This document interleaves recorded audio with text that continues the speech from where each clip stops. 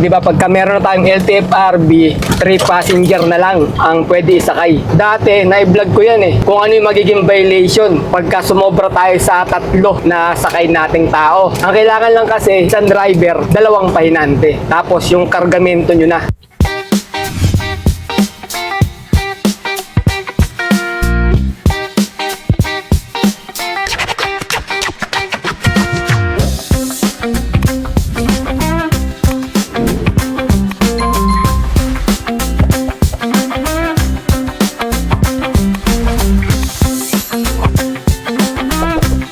Good day mga pards! Today is another booking day na naman tayo. January 17 ngayon, Saturday, 2026. Saktong alas 10 ng umaga mga pards. Unang gagawin namin, may pupuntahan kaming nakaraang client namin to, kung natatandaan nyo, yung Granite na pinick up namin. Tumawag sila, bali nagpapa-pick up daw doon. Yung papuntang Timog to mga pards. Yung naikwento ko sa inyo na nagtuturuan sila kung sino magbabayad ng pamasahe nila Lamog. Ayun, ngayon mga pards, yun ang pupuntahan namin ngayon kasi tumawag nga. Nagpapa-deliver ulit. Kaya pupunta muna namin yon. Ito na bali yung pinaka first booking namin. Naalala ko yung pamasahe nun parang 474. Tapos nagdagdag lang sila ng plus. Kasi may sasabay na tao, 2 ganun. Bali 574 lang to mga parts. Ang pinaka total niya kasama na yung 2 taong sasabay. Sila kasi yung mag-ano dun nag-a-assemble ng mga tiles na ikakabit dun sa building. Yung pagkakabitan nila ng granite. Pick-up yan mga parts ng unang booking natin. Ano ba ginagawa nyo dun, sir?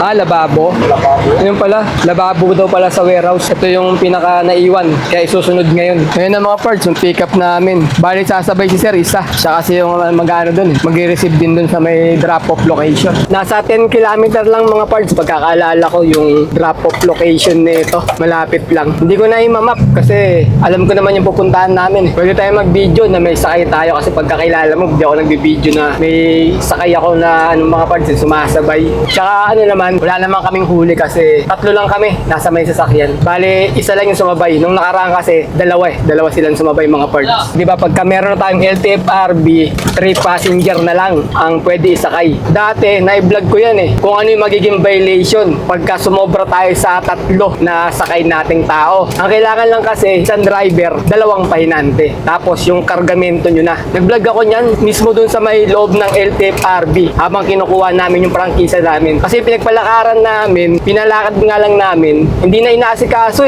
Nung nailakad niya na, nakuha na yung mga PA ganun. Syempre, mag-iisang taon na, wala pa rin yung prangkisa namin. Sabi ko, may expert na yung namin, PA namin kasi 1 year lang ang PA Tapos tinawagan ko yung naglakad, sabi daw, i-renew niya raw yung PA namin. Sabi ko, mag-isang taon na ba't wala pa yung prangkisa? Kaya ginawa namin, kami na mismo kumuha sa LTFRB. Ayun nga, nag-vlog nga ako doon. Tapos, tinanong ko sa may empleyado ron kung ano magiging violation kapag sobra sa 3 yung sakay natin. Kasi sabi ng iba, kolorum daw. 200,000 daw ang violation nun pagka ganun. Kasi pagka kolorum mga parts, ibig sabihin, hindi tayo pang pasahero. Di ba, 3 taon na nga lang tayo. Pag nahulihan ka lagpas, ibig sabihin, namamasahero ka. Iba kasi yung prangkisa ng pampasahero Gaya kunwari ng mga van, di ba? Tao ang sakay nila, hindi kargamento. Pag talaga, pagka tao, namamasero ka, gaya kunwari na arkila, swimming, ganyan. Bayad yung mga tao, nagpabayad ka. Yun ang bawal kasi tinatawag na ibang prangkisa dapat ang dala-dala mo. Dapat 4 passenger dapat na prangkisa.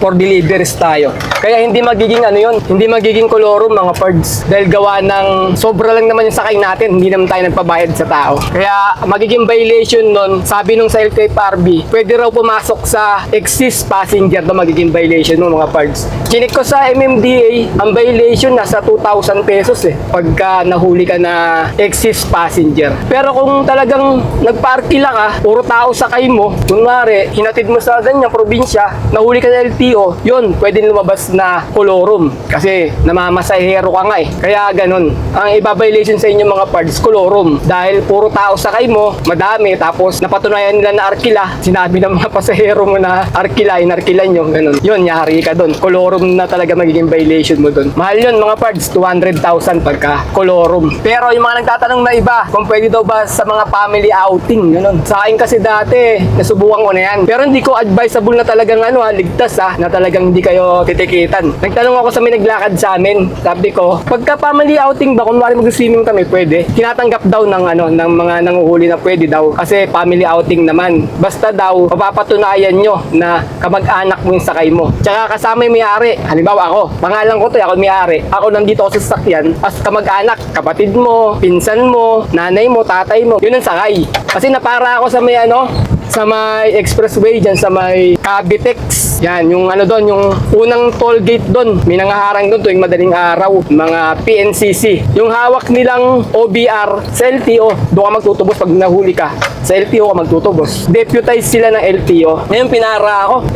Nagpunta kami sa may Sambales doon. Sakay ko, puro kamag-anak ko. Tita ko, si tatay, mga pinsan ko. Yun ang sakay ko. Pinara kami doon, madaling araw. Tapos, ginanong ako. Sabi, sir, sino ba yung mga sakay niyo, sir? Ginanon ako. Sabi ko, sir, family reunion, sir. Puro kamag-anak ko po yung nasa likuran. Patingin nga ng lisensya mo, tsaka ng ORCR mo. Binigay natin, pinakita natin. Ngayon, pagtapos niya i-check, pumunta sa likod, kinausap yung mga nasa likuran. Siguro, hindi ko na narinig kasi nasa likuran mo. Siguro, tinanong sila kung kamag-anak mo nga ba, o baka mamaya, arkila, ganun. Sinabi, kamag-anak ko. Siguro, nagpakita ng ID, kasi para may ginaganon sila sa likod eh. Ayun, tapos bumalik yung deputized enforcer, binalik yung lisensya ko, tsaka yung ORCR ng sasakyan. Sabi, okay na daw, alis na daw kami. Ibig sabihin, po pwede, basta family. Kasi ang hinuhuli lang naman nila mga parts, yung mga arkila nga, gaya sa Cavite kasi maraming swimming dyan mga papuntang probinsya, maliligo ng dagat. Pag arkila ka, yari ka. Pwede kang tikitan ng kolorum nun kasi nagpa-arkila ka, bayad ka. Pwedeng lumabas nga na na kolorum, magiging violation mo. Pero hindi 100% na yun mga parts sinabi ko lang sa inyo kasi na-experience ko. Do it on your own risk na lang. Nag-English pa Gawin nyo sa sarili nyo. Ganun na lang. Kasi baka mamaya ginawa nyo nga yan, nahuli kayo, ako sisihin nyo. Sinasabi ko lang sa inyo. Ako naman, pagka kamag-anak ko sa ko, tatay ko, kapatid ko, namamasyal kami. Napapanood nyo ba sa mga vlog ko, di ba? Pupunta kami ng mga Tagaytay, ganyan, kung saan-saan, sa Cavite. Ginagamit namin to for family use. Hindi ako nagpaparkila ng Kung magpaparkila kayo, ingat-ingat kayo, syempre. Ito na tayo mga parts sa may C5 Mindanao Avenue. Mukhang maganda yung kalsada ngayon, maluwag. Wala kami nadaan ng traffic Mula rin sa may looban ng California Village, sa may Kings Point, palabas. Wala, maluwag. Hanggang dito ngayon sa may Mindanao Avenue, maluwag. Daan-daan lang tayo kasi dala-dala natin granite mga parts. Pagka nalubak tayo ng malakas, baka mabasag. Kakasabi ko lang walang traffic Nausog na naman. Nabate. Paano na kami? Patandang Sora. Tapos papunta ng Congressional Crossing. Yung ginagawa na rito, yung subway train station yata ng Tandang Sora to Gagawin subway train dyan kaya matraffic. Kaya ako minsan ayoko magsasabi ng maluwag yung kalsada Nababate mga parts. Traffic tuloy tayo. Salamat nga pala kay contractor man. Sabi niya, bagay pala sa'yo naka-maroon polo shirt. Sir, presentable ka tignan. Kung naman parts, hindi mo pa nilubos-lubos dapat sinabi mo na tsaka pogi tignan pagka naka-polo shirt. Para pagka tinanong ka, kilala mo si Pards Keto TV? Ay oo, presentable tignan yun tsaka pogi tignan pagka naka-maroon polo shirt. Tama mo na si tatay yung pinagmanahan ng kagwapuan Diyan lahat ng galing yun siya mga Pards. Nagkakalokohan na naman tayo dito Ano ngayon? Sabado ngayon. Tignan natin kung kikita kami ni tatay. Kahapon, maganda-ganda yung kita namin. Biyernes. Kaya pag Huwebes tsaka Biyernes, wag nyo aadsinan mga Pards. Kasi maraming booking. Kaysa sa Monday, Tuesday tsaka Wednesday. Di ba naka-tutu na malinis kami kahapon. Biyernes. Nakachamba ng mga booking. 11:24 mga Pards. May drop-off na kami. Muna, binababa na yung granite.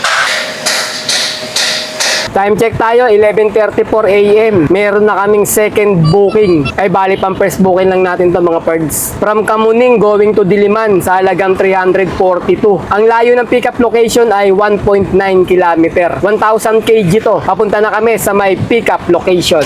Pick up tayo mga Pards. Unang booking natin. Yan sasakay natin Pahiga lang tayo, pahiga. Hindi kasya patayo. Gas ka. Kasya na. Yan, ganyan lang. Malapit lang naman to, dyan lang. Opo, Bill Tower lang po. Bill Tower. Ay, isa lang ma'am. Hindi na pala isa. Kala ko dalawa Sige po. Thank you ma'am, thank you. Okay, na-pick up na namin yung first booking namin. Papunta na kami ng drop-off location. Ang layo ng drop-off location ay 1.5 km. Alright, let's go. Okay na rin mga Pards, 1.5 km lang. Meron na agad tayong 350 pesos. Meron nag-post sa may page nila, alam mo bang sabi, huwag kayong maniniwala sa mga vlogger na yan. Pakawala lang nila alam mo yan. Ito, itsurang to, mukhang pakawala. Mga palaboy kami ni tatay. Kasi maghapon nasa kalsada kami. Yun ang trabaho namin. Kaya kailangan lang talaga ng sipag, tiyaga, tsaka diskarte dito mga Pards. Drop-off na tayo mga Pards. First booking. Baba lang natin to. Ma'am, pa-picture lang po ako mama. Yung items. 3K Okay, po. picture natin mga Pards. Ma'am, thank you po, ma'am. Thank you po. Apo. Ito yung booking dito ngayon, mga pards. Sa may diliban kami. Mga scout. Ayan, oh.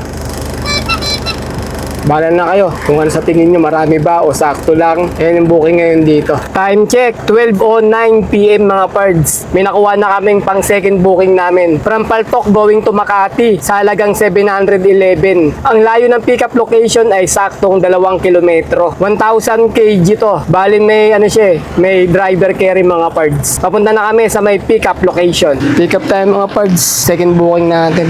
Nomsil, ma'am. Dalawa. Dito yan, iniga. Baliktad. Una yung Baliktad? Oo, ito yun. Ang bigat eh. Kalay lang ha. Kalahati ng paso. Kalahati. Op, Gitna. gitna. Yan. Ito mo siya banda kasi may isa pa eh. Dalawa. Yan. Oh. Okay na yan.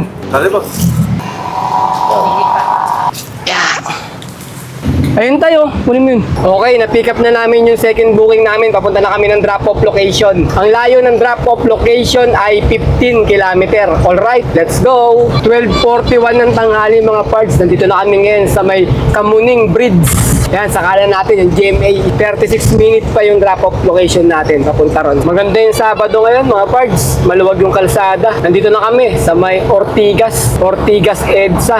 Packet ng flyover. Dire-diretso lang tayo. Kasi yung pagdideliveran natin ay sa may McKinley Hills. Diyan sa may tapat ng Ayala Avenue. Sa kaliwa tayo, ayun yung McKinley. Tama mo, di ba? Luwag ng kalsada. Ito na yung Ortigas flyover. Andiyan pa kayong gwardiya tayo. Ito kasi yung MRT na ito mga parts. Ito Riles na yan. Banda dyan sa may flyover na yan yung papunta ng San Juan Green Hills. Lagi may nakaupo dyan nagwardya. Nandiyan lang siya, nakaupo lang. Yung mga, dito yun. Wala na siya ngayon. Dati pa kasi lagi namin napapansin ito, yung dumadaan kami, nandiyan siya, nakaupo lang dyan. Parang may binabantayan na ata siya. Sabi ko, sarap ng buhay na ito. Nakaupo lang dyan. Kaso nakakabagot. Hintayin mo yung oras mo, tagal eh. Wala na. Siguro hindi na siya naka-duty dyan. Dati pa yon, napapansin ko lang eh. Yung deliver pala namin mga parts dyan sa may Forbes Park, Makati. 2 gate nito eh. Meron sa may McKinley Hills nga. Tapos meron dito sa may harap ng Buendia Station ng MRT. Pero susubukan muna namin dyan sa may McKinley. Kasi mas mauna yun eh. Doon muna tayo. Pag bawal doon, bababa tayo ng EDSA. Papunta naman dito sa harapan ng Buendia MRT Station. May isa pang gate doon eh. Papasok ng Forbes Park. Sir, magdi-deliver na kami ng halaman, sir. Number 58, McKinley Road. Kayo yung sunod na gate. Sa kabila pa? Mali pala. Sige, sir. Salamat, sir. Ikot lang ako. Doon pa daw, mga parts, sa kabilang gate. Lagpasan natin tong kanto na to. Ayan, dito. Number 58. Ito nga, number 58. Ito pala, may number pala. Ipapasok. Number 58. Sir, deliver kami, sir. Halaman. Sa unit. Dito na kayo mga parts. Sa may drop-off location natin. Diyan lang yung camera natin. Bawal dito eh. Dahil ano to. Private property. Bawal tayo mag-video dito. Halaman, sir. 2. Yes, sir. 711. Tay, buksan mo, tay. 1:30 mga pards. Natapos na natin yung pangalawang booking natin, yung halaman. Buti dyan na binaba sa harapan ng sa likuran pala ng sakyan namin. Sa may harapan lang ng pintuan. Break time mga pards. Hindi break time ng mga nagkatrabaho Break time lang namin. Kasi 1:38 PM na eh. Nagugutom na kami, kakain muna kami. Time check tayo. Saktong 2:00 mga pards. Meron na kaming pangatlong booking. From Makati going to Caloocan North sa halagang 907. Ang layo ng pickup location ay 4.3 kilometer. 1,000 kg to. Papunta na kami sa may pickup location. Luwag talaga ng kalsada ngayon mga pards. Sarap bumiyahe. Dito kami ngayon sa may Guadalupe. Magwa-Guadalupe tulay kami. Bababa kami doon. Tapos JP Rizal. Padre-diretso doon. Doon kami sa may Antipolo Street pupunta. Bandang na tayo, Poblacion, Makati. Malapit doon sa may Makati City Hall mga pards. Ayan, tignan yung kalsada ngayon, di ba? Kadalasan traffic na rito. Guadalupe, ano ba to? Guadamall pala, Guadamall. Ayan yung Guadamall, sa kanan natin. Pagbaba mo dyan, ayan na yung tulay ng Guadalupe. Ayan Ayan din yung MRT station. Yan, nasa kanan natin, yung MRT station na yan. Ayun, may nagtanong din pala sa akin mga pards. Ano daw ba yung leave disorder na yan? Sa mga hindi pa kasali kay Lalamove o gusto palang maglalamove, hindi nyo alam kung ano yung leave disorder, syempre. Ang leave disorder mga pards, halimbawa, may mga grupo na mga pangit, tapos gusto mo sumali, pogi ka, sasali ka dun sa kanila. Sasabihin ng mga pangit, ay gwapo to, sapaw tayo dito. Huwag ka na, hindi ka kasali. Chupi ka, chupi! Hindi mo pwede yan. Kick yan, kick. Alisin mo yan, alisin mo yan. Ganon yung leave disorder mga pards. Kinikik tayo nila, alam mo, pagka nag-join ka, tapos may lumabas, leave disorder, wala na, hindi ka nakasali. Hindi ka na mabibigyan ng pagkakataon para makuha pa yung booking. Ganon yun mga pards. Kadalasan, pagka malayo ka sa isang lugar, ganon, nalilive disorder ka, or minsan mabagal yung account mo, kahit na malapit ka na sa pick-up, naunahan ka pa rin, ganon nangyayari kasi mabagal ng account mo, panay ka, cancel ng cancel, bumabagal yung account natin, pwede mangyari sa yun, ma-leave disorder ka. Pag naunahan ka na, kasi 5, ang pinipili nila Labob na pwede pumasok sa booking, pang-6 ka, wala na, kick ka na, leave disorder ka na. Hindi na mapupunta sa'yo yung booking. Ayun ang ibig sabihin ng leave disorder mga pards. Pick up tayo mga pards, pang 3rd booking natin. Yan yung pick up natin mga pards. Ano, para... Ulit na cabinet.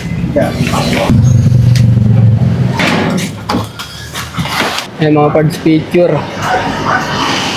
Okay, na-pick up na namin yung 3rd booking namin. Papunta na kami ng drop-off location. Ang layo ng drop-off location ay 33 km. Alright, let's go! 3:30 ng hapon mga pards. Nandito na kami sa may UP Balara. Drop-off tayo mga pards. Sakto ang 4:30. May tayo, Caloocan. Nababa namin na yung cabinet mga pards.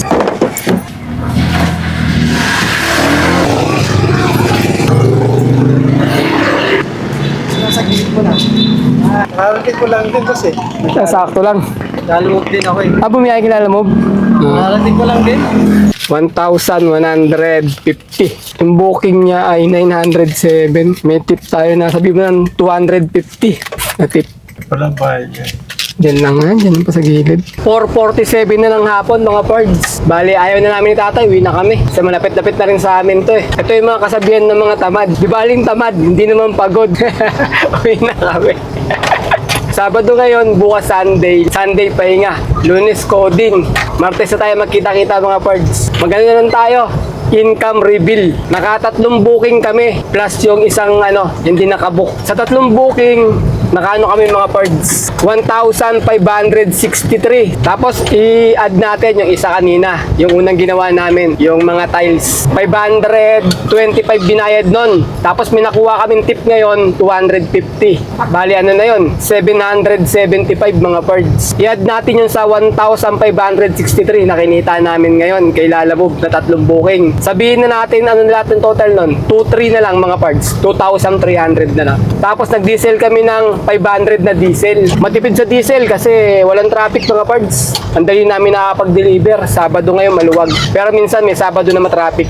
Ngayon yung Sabado ngayon maluwag. Kaya yung 2,200 mga pards. Kaya yung 2,300 mga pards, bawasan natin ng 500 na diesel. Tsaka 200 na pangkain. Bale, 700 yon. 2,300 minus 700 equals 1,600. Ayun mga pards, naka 1,600 kami na malinis. Labas na rin yung pangkain, pan-diesel, saka yung commission nila alam mo. Kita-kita na lang tayo mga pards sa Tuesday. Bibiyahe ulit kami ni tatay. Maraming salamat sa mga nanood mga ka-pards.